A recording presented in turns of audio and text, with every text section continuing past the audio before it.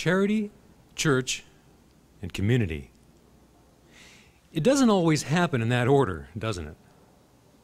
But with the right challenge behind it, these three attributes tend to refine character so that the community at large doesn't end up serving the church with charity, but rather the other way around. A little bit earlier, Steve Tamura from the Hollywood Urban Project in Los Angeles, California, spoke on how we, from the establishment within, are changed from within when our reach is stretched way beyond our normal calls of duty. The blessings that we look for are often morphed and shaped into something or someone that we never really originally thought possible. But while we work and while we teach and mentor those less fortunate than ourselves, it's very important that we remember to feed from a well of nourishment that is community-based. If we replenish our energies from these small sectors of strength, I'm quite sure that those whom we're rearing and building up will too find that it doesn't necessarily take a village, but indeed requireth a community.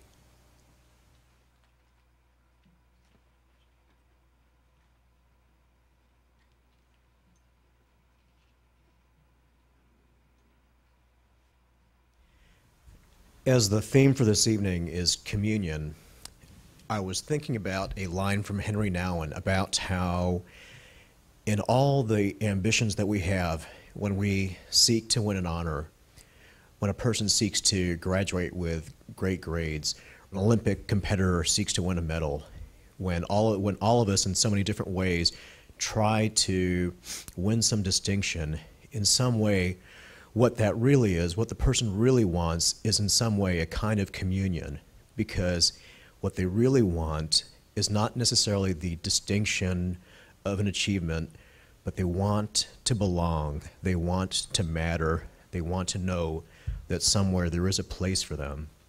That is the real communion we were built for, the real communion that we long for, Henry Nouwen would say, and yet it's a difficult one.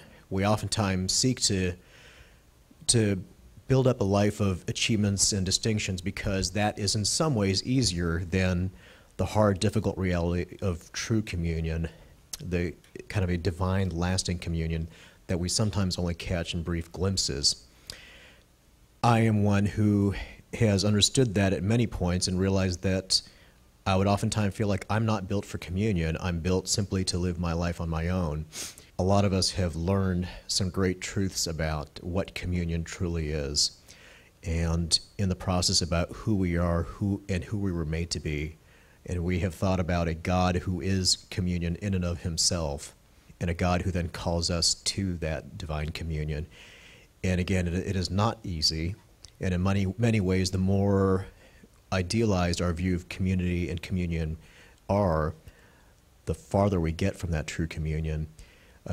However, it is in the moments that we have had successes in which we have seen God at work in what we can't accomplish in terms of communion, we truly get a picture of what it's all about.